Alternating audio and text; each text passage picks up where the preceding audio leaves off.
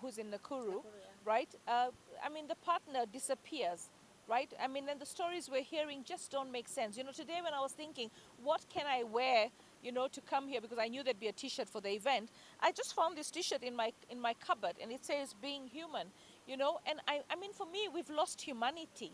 I mean, all the men that are protecting the men against the woman. And I think we need to also look at the law. And I believe, Mudoni, you and I, we have to look at these bail and bond issues. Because the bail, I mean, just think, this gentleman, oh God, I don't even know why I'm calling him a gentleman, because yesterday, this animal, all right? Even animals are nicer. Yeah. This evil, demonic man who poses as a man of God, right, comes out and tries to allege that she was drunk and that she knifed herself. I mean, who can knife herself 18 times on the head, on the thigh, on the back? I mean, what the heck? I mean, are we such idiots? Are we so dumb that we can believe such rubbish? And then when you think about it, her hospital bill might be anything in excess of maybe 2 million shillings. And this guy gets away, this demonic man who poses as a man of God, protected by men of God, protected by the administration, protected by the men in places that are supposed to protect women, is coming out and trying to allege that she knifed herself. I mean, how do you knife yourself 18 times? How do you do it?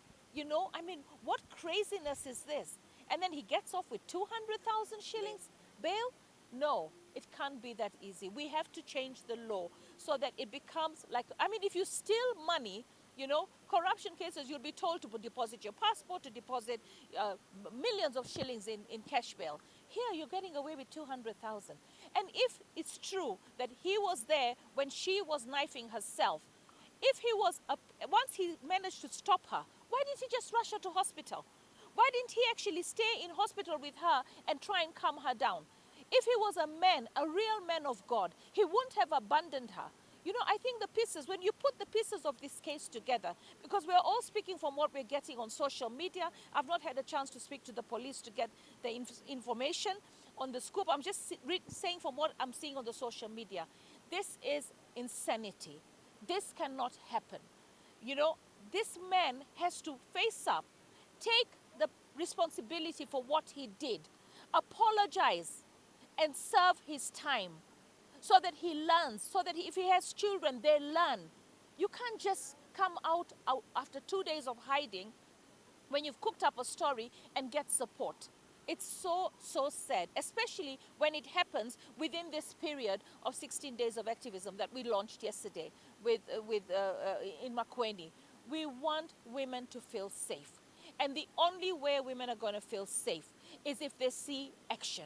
And we want the judiciary to expedite every one of the 97 cases that we know where women have died in the last 3 months. That's an average of more than one woman a day. Can we have some serious court efficiency? You know, we have you know, our CJ has put in the gender codes. You know, can we have serious oh God, even my English is going. Can these cases be expedited? Can they be done within record time? Can we deal with it? And if the issue is the case is weak, then I think we should have the spokesman from the judiciary speak to these issues, because we need to move these people. If the DCI cannot do his job to safeguard women, he needs to get out of that office. It's as simple as that. If the judiciary cannot expedite the cases quickly, you cannot say, let's come back in 3 months, let's come back next year. Can we have those cases done every single day, a hearing? We do it for political cases, we can do it for SGBV. We need to have justice for all the women who've died. We know the culprits, they're out on bail, and they're influencing the courts. And then I want to talk to the police. You know, today it's another woman.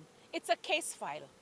But remember, tomorrow, it might be your daughter, it might be your sister, it might even be your mother or your wife, where somebody thinks he can disrespect her and do this.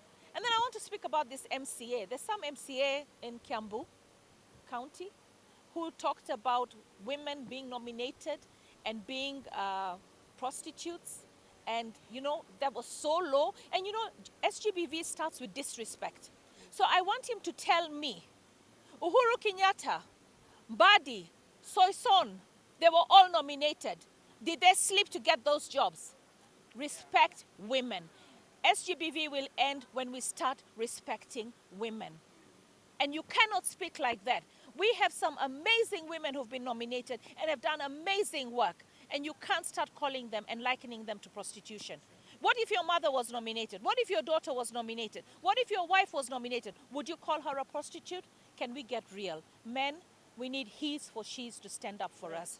We need men to come out and protect us. So those men who call themselves men, who are protecting a man who has injured and harmed a woman in such a gruesome manner, you are not men.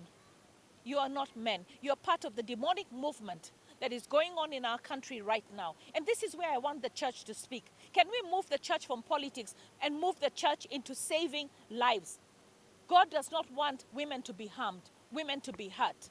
So can we stand up and support our women? Can we stand up and bring justice to our women?